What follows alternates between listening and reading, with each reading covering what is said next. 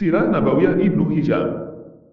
Bab 2037. Wanita yang menawarkan diri untuk dinikahi Abdullah.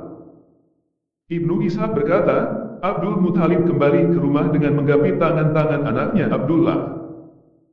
Menurut sebagian orang, ketika Abdul Muthalib bersama Abdullah, mereka melewati seorang wanita dari Bani Asad bin Abdul Uzza bin Qusay bin Kilab bin Murrah bin Ka'ab bin Lu'ay bin Halib bin Fi'ar. Wanita tersebut adalah saudari Warakah bin Naufal bin Asad bin Abdul Uzza. Ia sedang berada di samping Ka'bah. Tatkala wanita itu melihat Abdullah, ia berkata, "Wahai Abdullah, akan pergi kemana engkau?" Abdullah menjawab, "Aku akan pergi bersama ayahku." Wanita tersebut berkata, "Bagimu unta sebanyak yang disembelih karenamu. Gaulilah aku sekarang juga." Abdullah menjawab, "Aku bersama ayahku dan aku tidak bisa menentang pendapatnya, tidak pula berpisah dengannya." Abdul Muthalib bersama Abdullah pergi hingga sampai ke rumah Wahb bin Abdul Manaf bin Zurah bin Kilab bin Murrah bin Ka'ab bin Lu'ay bin Halib bin Fi'ar. Wahb bin Abdul Manaf kala itu adalah orang Bani Zurah yang paling baik nasab keturunannya dan seorang tokoh paling terhormat. Ia menikahkan Abdullah bin Abdul Muthalib dengan Aminah binti Wahb. Aminah binti Wahb adalah wanita yang paling baik garis keturunan dan kedudukannya di kalangan Quraisy.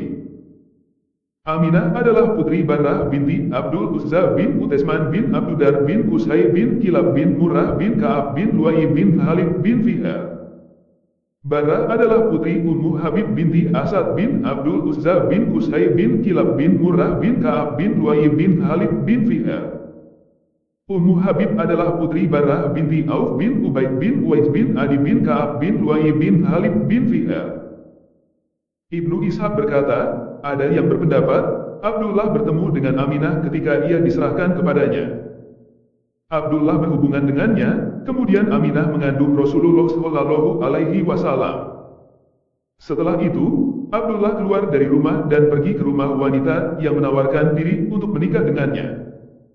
Abdullah berkata kepada wanita tadi, "Kenapa engkau tidak menawarkan nikah kepadaku sebagaimana engkau lakukan kemarin?"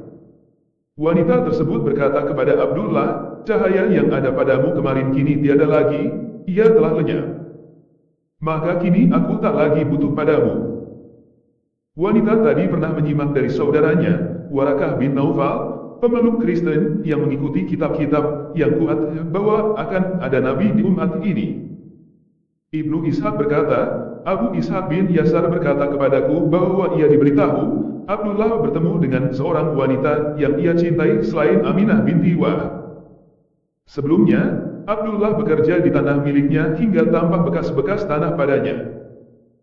Abdullah mengajak wanita tersebut untuk menikah dengannya, namun wanita tersebut sangat lambat merespon Abdullah sebab ia melihat bekas tanah di badan Abdullah.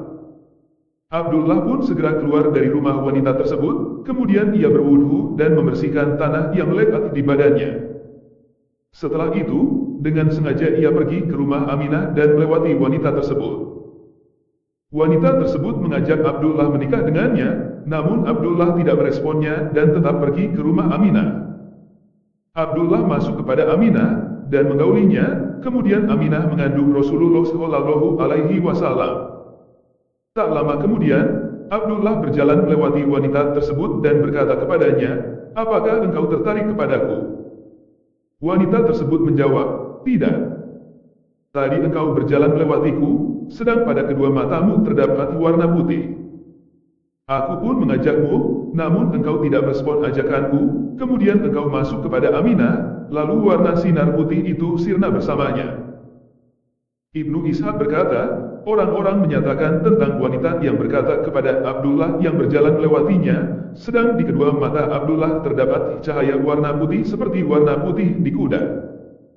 Ia berkata, "Aku pun mengajak Abdullah dengan sebuah harapan warna putih tersebut bisa menjadi milikku, sayang ia tidak merespon ajakanku."